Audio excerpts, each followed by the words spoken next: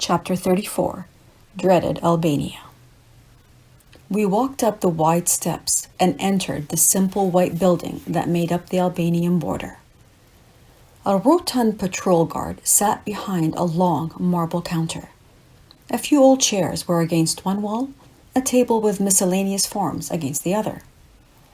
A feeling of chaos reigned here as people rushed in and out, many impatiently demanding things from the unperturbed guard sitting behind the counter. He peered at us with suspicion and barked some words in Albanian. I asked if he spoke any other language, and he answered a firm no. I held out my hand, palm up, in an attempt to communicate, and with my index and middle fingers of my other hand ran them across my palm. The guard just responded with more Albanian words. "What he's saying is that you need to fill out the visa forms on the desk over there," I heard a man's voice say in clear Australian accent. I turned to see a slight man in his 40s wearing khaki clothing and a safari hat. "I'm talking to Crocodile Dundee," I chuckled to myself. "The cost is really only 12 euros, he said, but he's asking you to pay 20. These people are very poor and in desperate need of money. This guy probably hasn't been paid in a long time. If you want to enter this country, that's the price you're going to have to pay." I didn't know if he was talking about the monetary price or the emotional price of walking through my fears. From the earliest day of our pilgrimage, we had been warned about the dangers of walking in Albania, from ruthless violence to corruption on all levels. We were encouraged to avoid the country altogether, but there was no way to get to Macedonia and Greece without passing through Albania. After all that I had gone through, and especially after Zalko, I should have known to trust my personal experiences and leave the rest behind. But somehow I couldn't. The Australian man exchanged a few more words in Albanian with the guard. I didn't have the impression that they were friends or friendly, only that this man knew the rules of the game and how to play them. He handed us the papers and hurriedly explained how to fill them out before rushing out the door. The guard took our passports, and after an hour of waiting, finally called us over and handed us each a small piece of paper. "Very important," he said earnestly, waving the paper and slipping it into the passport. "Never lose. Always keep in passport. 20 euros, please." "So you do speak English?" I said encouragingly. "No," was his smiling reply.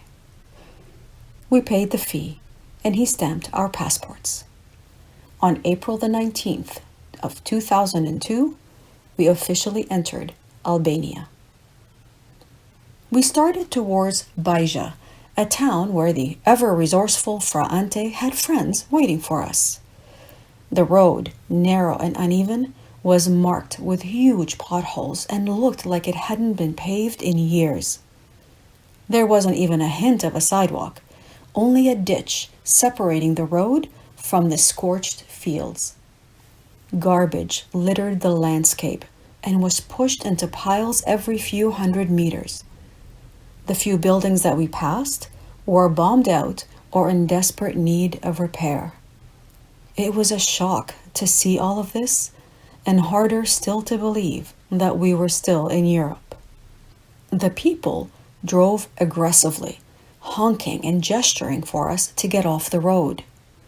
One driver slowed down and hung his head out the window, stared at my breasts, nodded in appreciation, and then drove away. I didn't know whether to laugh, cry, or scream. My nerves were frayed by the time we arrived at the church, a newly built structure that stood out in stark contrast to the general poverty all around it. The attending priest welcomed us and offered to escort Alberto to get groceries, telling us that Alberto would be taken advantage of as a tourist if he went alone. They returned quickly, laden with local bread, cheese, olives, and tomatoes, and the priest bitterly complaining that despite his presence and complaints in Albanian, Alberto was still charged double the normal price. I would never attempt what you are doing here, he proclaimed. This country is coming out of an oppressive dictatorship, and the people are desperate. They have no regard for the law or for human life. You can't trust any of them. Thieves stop the car in broad daylight, and they will rob and kill its occupants. Even I've been robbed, and I'm a priest. The police don't care. They're useless, and you have to bribe them to get anything done. If I were you, I would take a bus out of here. I seriously considered taking the bus. But later that night, as I sat in meditation, I focused on replacing the vision of the country that this priest had given me with that of peace and harmony, and nothing but goodness in every person that we met. I decided to hold on to that vision. That night, Alberto cut out the words for the signs that we would be carrying in Albania, written for us by the priest. Esim perne Jerusalem per pace would be my sign, and pace would be Alberto's. A glorious morning greeted our 30-kilometer walk to Skadar, the next town where Fra Ante had friends. The road took us through mainly tiny villages that I imagined sustained themselves by farming the land and tending to livestock. Garbage continued to dominate the landscape, and the stench, which was often mixed with that of human waste, was intolerable. Barefoot children in ragged clothing played in the streets and chased after us when we passed by. Men of all ages sat at tables in front of bars that measured no more than a large closet. Most called out for us to sit and talk, which we did the first few times, until it became apparent that these men had nothing else to do in this impoverished part of the country. They were friendly and respectful, speaking to us in Italian, a language they acquired from watching Italian television programs. From them, we learned more about the history of this country and their shared dream of leaving it to find better work opportunities elsewhere. They were awed by our ability to leave our countries at will, a luxury most here will never experience. Without exception, they all warned us against trusting any Albanians, especially the police. So, of course, when a police car stopped ahead of us later that day, I was terrified. The young police officer asked for our passports and flipped through the pages slowly, examining the entry visa in great detail. When he asked for our destination, I turned to show him my sign and briefly explained our walk. I stopped you for your own safety, he said, returning our passports. You must be careful on these roads. Never walk at night. This is still an unstable part of the country, and anything can happen to you. Don't trust the people. I will call in your details so that the police on this road will not bother you. Have a safe journey. This is too funny, Alberto chuckled. We only find good people who are afraid of each other. But that still didn't allay my fears. We continued along what was supposedly the main road to Skadar, sharing it as equally with horses, donkeys, and mules as we did with cars and buses. Most people stopped to offer us a ride and appeared confused when we refused. We would later learn that for people here, only the poorest of the poor walked. Even riding a donkey was a step up from walking. We finally arrived in Skadar, where the crowds, filth, and stench mixed with the late afternoon heat, exhaust fumes, and dust to suffocate me. People bumped me as I walked past or brushed up against me. I felt invaded, as if I had no personal space around me, no space where I ended and they began. Some people followed us, asking for money in English. One young man pointed to my ring. An old woman pointed to my town necklace, and then at Alberto's watch. In comparison to their meager existence, we must have appeared the wealthy tourists. It was all just too overwhelming. I began to withdraw then, to put up a barrier of self-preservation. I stopped greeting people and avoided all eye contact. I charged ahead, pushing my way through the crowds, trying to create a safe space around me. Some people pointed at our signs and laughed. Others stared angrily at us. For the first time since entering Albania, I felt physically unsafe.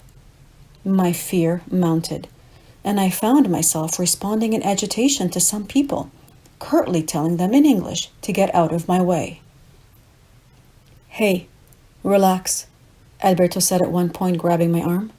"What you're doing is not helping the situation. Either change your attitude or take the sign off." "Leave me alone," I yelled, yanking my arm away. Alberto grabbed my arm again, this time a little more forcefully. He had a look of anger that I rarely saw. "Look, I know you're upset and you're tired, but you must control yourself. You're not carrying a product ad on your back. Remember what you're doing." I jerked my arm away and charged ahead blindly. Anger, fear, and exhaustion all played themselves out on my body, and I felt their effects in every one of my muscles.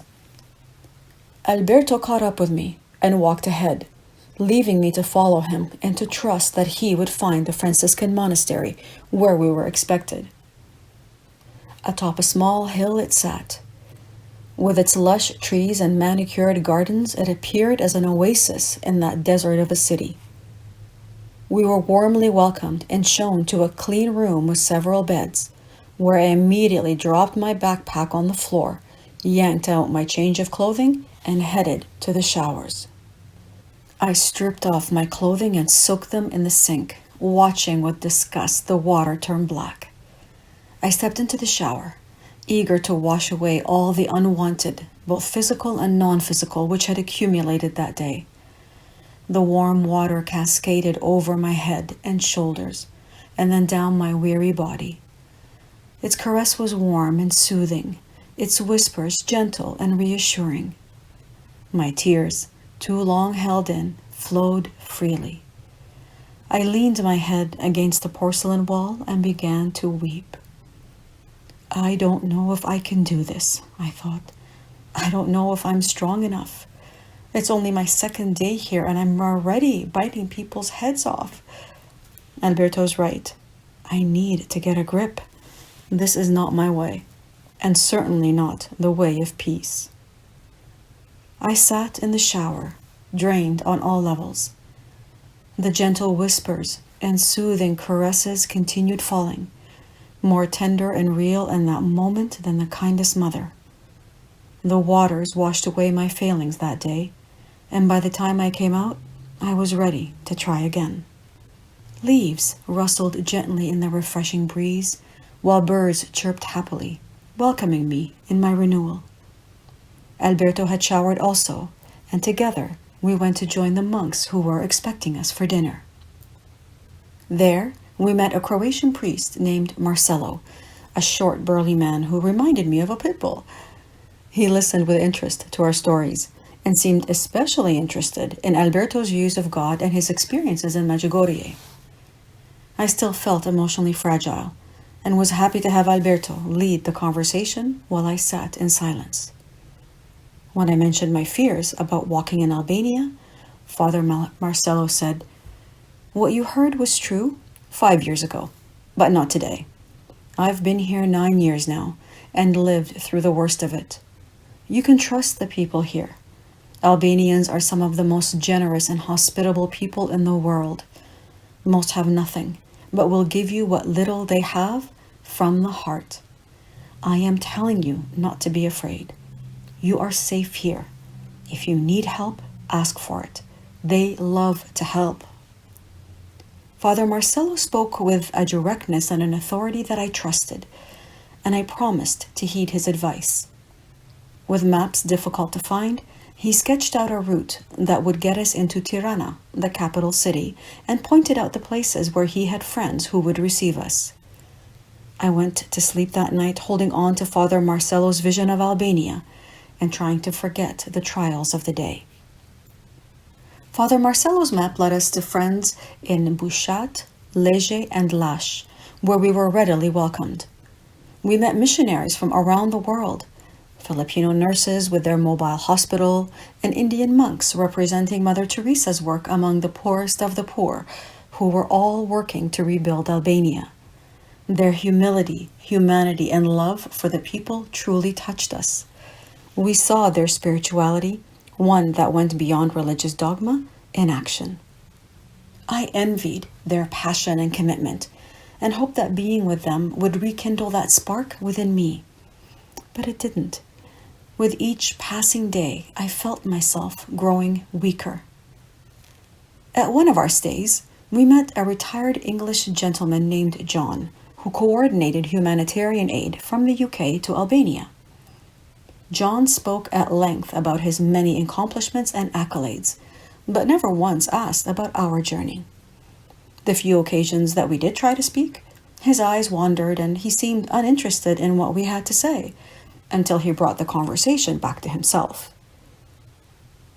As I contemplated our meeting, I couldn't help but feel that he was sent as a warning, that I was in danger of becoming someone superficial, who told amusing stories and anecdotes, but who lacked sincerity. I could imagine people's reactions to his stories. Wow, what you're doing is so great. Wow, the BBC interviewed you about your work? Wow, they've made you an honorary citizen of a small town in Albania? Wow. He was a well-intentioned man who was doing important things indeed, but what I really saw was myself. I was tired of speaking about our walk, of repeating the same stories over and again. My words were becoming rote, well-rehearsed, and I spoke them with little passion or authenticity. My mind at times wandered in the middle of conversations. People reacted to me in the same way that I was sure they reacted to John, but I was feeling increasingly empty and a fraud. I wanted to stop walking, to take a break, but would not allow myself to even consider it. To me, that would mean failure, and I knew that that would haunt me much worse than any emotional fatigue I was feeling at that moment. I was touting a message of inner peace that I felt so very far away from, and feeling ever more fearful that people would see right through me, especially Alberto, who appeared more confident than ever. Although he tried to comfort me, in his eyes I saw his looks of disapproval and disappointment in me, and so withdrew deeper, praying that Albania would not destroy me. If it was possible, walking into Tirana was even more horrendous than walking into Skadar. Despite my best efforts, I found myself slipping into despair and angrily pushing my way through this interminable hell. As we got closer to the city center, the path became a freshly paved road with lines that traffic actually obeyed. The shacks and corrugated metal roofs were transformed into real brick buildings, some with Spanish tiles. The conditions continued improving, and eventually we found ourselves along a main avenue where freshly painted and colorful buildings, rivaling any in historic Europe, lined the street. A divide of trees and flowers added a splash of color and elegance to the wide lanes. Upscale shops displayed the latest fashions. Where did Albania go? I asked Alberto. He shook his head, his eyes as wide as mine, taking in the stunning view and trying to adjust to this new reality. A few blocks in any direction, chaos and squalor were the norm, but this area in the center was pristine. I couldn't believe the contrast and wondered why the government would leave the outskirts in such a disastrous state. Father Richard, the priest who was hosting us that evening, was most accommodating, inviting us to spend an extra night. We used our time to rest and to send home some of our heavier winter items, but keeping our sleeping bags, just in case. My daily uniform would now consist of my usual pants, a t-shirt, a lightweight long-sleeve shirt, and a summer hat. Alberto did a similar cleansing of his backpack. We shipped over 4 kilograms that day, a difference that I knew we would feel when we walked. And in a country where I least expected it, my bank card actually worked, and I was able to withdraw euros from an ATM. Father Richard appeared later that evening to take us to dinner. It shocked me to be riding in the new Land Rover, which he proudly explained was the church's property. But I couldn't find words to say. We drove in silence along tranquil, winding roads, finally stopping at what appeared to be a private, gated estate. But it was a restaurant. Small tables filled the intimate space, each adorned with embroidered white tablecloths, gleaming china, and sparkling crystal and silverware. The soft lighting and flickering candlelight added to the cozy feeling. Patrons were dressed elegantly, some of the men in jacket and tie. I looked at my dusty, well-worn boots and clean but always slightly soiled pilgrim clothes and felt completely out of place.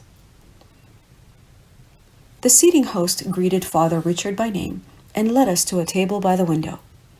The cuisine was Italian and the dishes easily recognizable. Father Richard ordered a bottle of red wine and we ordered our food. The waiter brought us a lovely assortment of breads and then placed the napkin on my lap and then on those of the men. I was accustomed to this level of service and attention, but I couldn't help but feel that we were somehow doing something very wrong. I desperately wanted to ask about the atrocious conditions in this country, but didn't dare, fearing that I would too easily reveal my true feelings at that moment, and I didn't want to hurt our host. I knew that he wanted to treat us well, and that his intentions were honorable. The battle of inadequacy was my own. Time passed quickly, and we spoke a great deal about our spiritual beliefs, which Father Richard seemed to agree with. "You're a man of deep conviction," he said to Alberto at one point. "Perhaps you too will become a priest at the end of your pilgrimage." Alberto laughed. "Well, I only have one small problem with obedience. I could never go against my conscience, no matter what any person or authority figure tells me to do." "But, well, that makes you a Protestant," Father Richard exclaimed. "They don't believe in the hierarchy of the church either." Alberto seemed taken aback by the response and calmly replied, "I don't like labels. I will listen to the advice of others, and I'm even open to follow a teacher or a master, but will ultimately listen to my heart, because that's where God is to me. If that's what a Protestant is, then maybe I was always one and never knew it." I laughed lightly, trying to ease the tension, but I couldn't. The rest of the evening was subdued. On the morning of our departure, we searched out Father Richard to say our goodbyes and found him in the church's administrative offices. The marble floors and gleaming crystal left me astonished. In light of all the poverty we had seen, this extravagance, combined with our dinner experience the night before, to me seemed insulting to the people of this country. In that moment, I forgot all the kindness and all the assistance we had received from the church. I forgot about Fra Drago and Fra Ante and the long chain of priests who had helped us.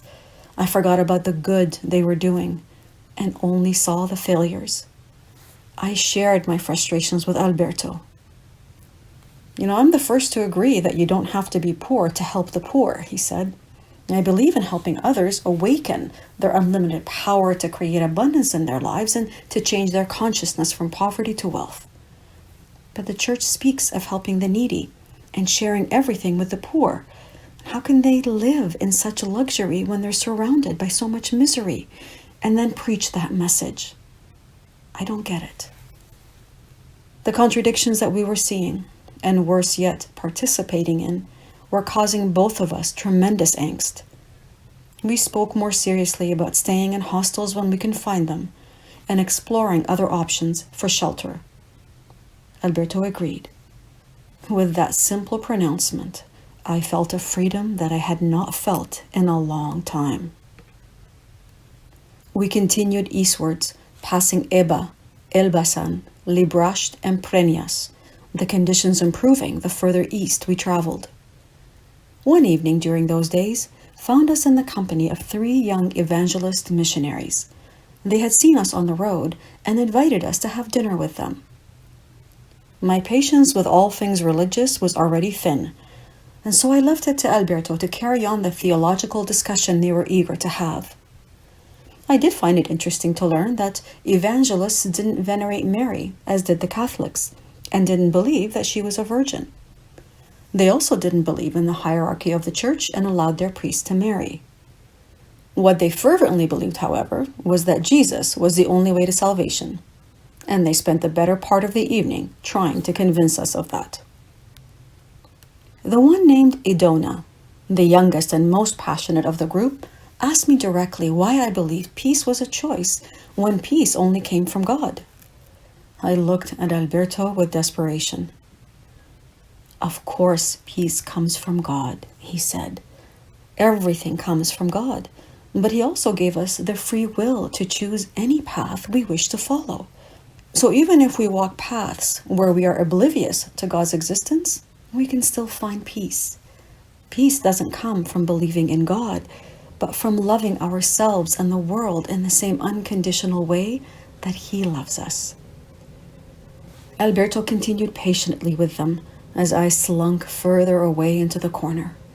I watched with envy the couples in the restaurant, eating quietly, some laughing, others speaking intimately. I was certain they weren't speaking about Jesus and salvation, and longed for that kind of carefree evening. I'd like to say a prayer for you, Idona declared over dessert. We held hands as requested. She closed her eyes and began speaking fervently in Albanian. The words Jesus, Alberto, and Monica were frequent and prominent. I felt spiritually violated, my beliefs disrespected, and hers foisted upon me. I glared at her and saw her face turn red. The others exchanged nervous glances. Alberto quickly read my reaction and the general shift in the mood. Thank you, Idona, he said kindly. Even though we don't completely agree with your beliefs, I still appreciate your prayer. Dinner finished quickly after that, and we stood to say our goodbyes. I hugged each person in turn, trying to be sincere in my well wishes, but knowing that I wasn't pulling it off. Alberto did the same, with sincerity, and stopped with Idona, his hands resting on her shoulders and gazing compassionately into her eyes.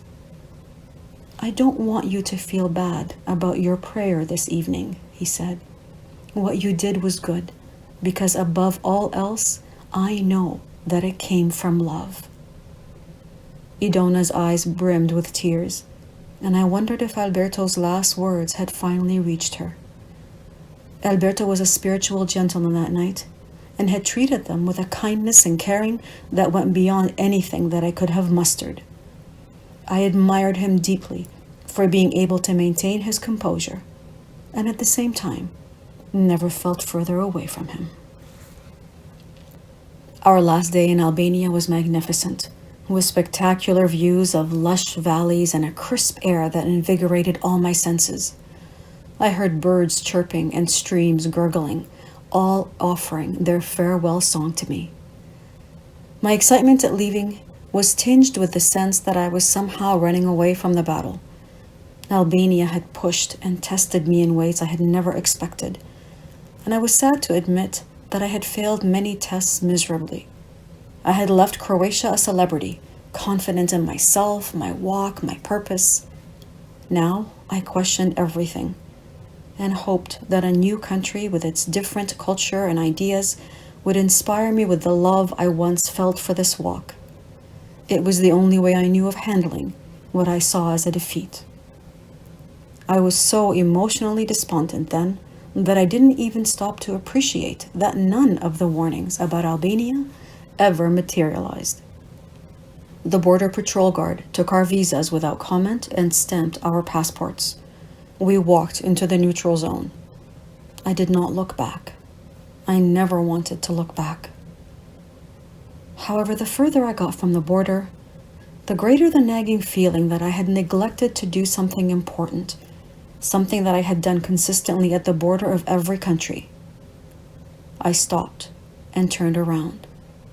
The border crossing was barely visible. "Thank you, Albania. Faleminderit," I said. The breeze that blew that day carried no response, but I knew one day it would. I turned and faced forwards once again. Together with Alberto, we walked towards the Macedonian border. It was May the 1st of 2002, a new month, a new country, and what I hoped would be a new beginning.